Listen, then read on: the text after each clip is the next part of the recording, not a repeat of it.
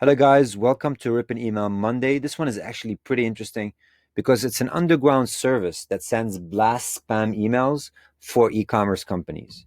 And I get these so often that it really bugs me because nothing about it is legal or legitimate. So let's unveil this underground scam or spam, as we call it. Now, here immediately, you notice on the bottom, there is address, and that address is probably just some sort of a random fake address. The unsubscribe option doesn't even work. They opt you into other services, and they drop a retargeting cookie. So you have to be really careful with these sorts of spam. Okay, nothing about them is legitimate. They're using very unethical stuff to send out emails.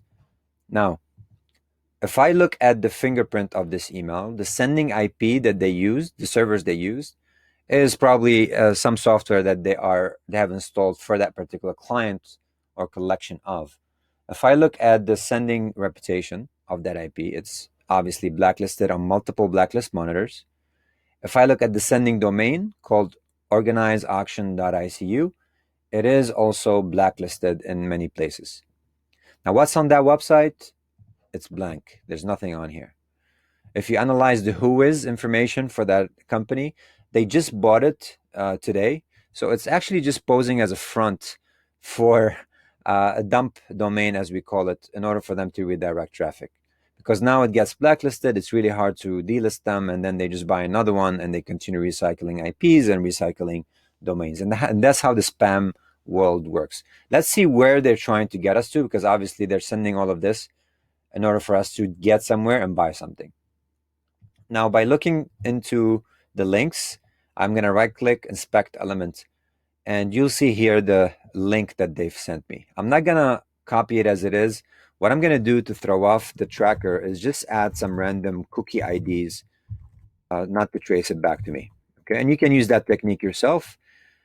Sometimes it doesn't work, but other times it might actually work pretty nicely. Now, in this case, if I pasted, by the way, this website was already uh, filtered by McAfee, so they notified me that be careful of visiting this page, but I bypassed it. Now, this is what they want to get to. They're selling, obviously, a watch, and that's a blog post. I'm not even on the site where I can buy it. There's a whole bunch of links here.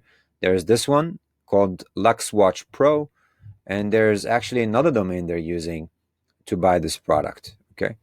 And what they're doing, they're using A/B testing in order for them to split the testing. So they're using Optimizely to change the content and alternate traffic between this page called Hyper S Tech and another page, which is this one, luxwatchpro.com. So they're swapping the traffic and doing Optimizely A/B testing on the pages to see which page converts better on different domains.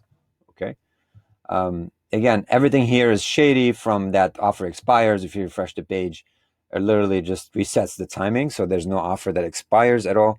And there are some, random notifications here telling you someone else bought it from, like, right here. The 68 people are currently on this item.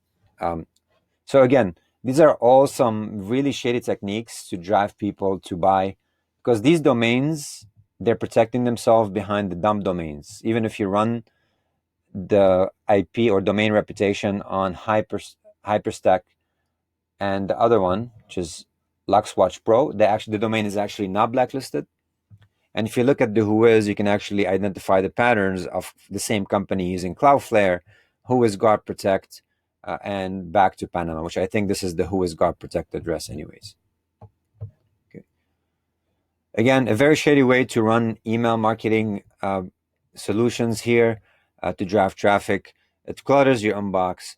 All their stuff doesn't work, from the clicks to where they're going and what they're trying to sell you. So you just have to be careful and directly report them as spam versus having to click here. I think Gmail and Outlook have some good built-in tools for that. Hopefully this was helpful.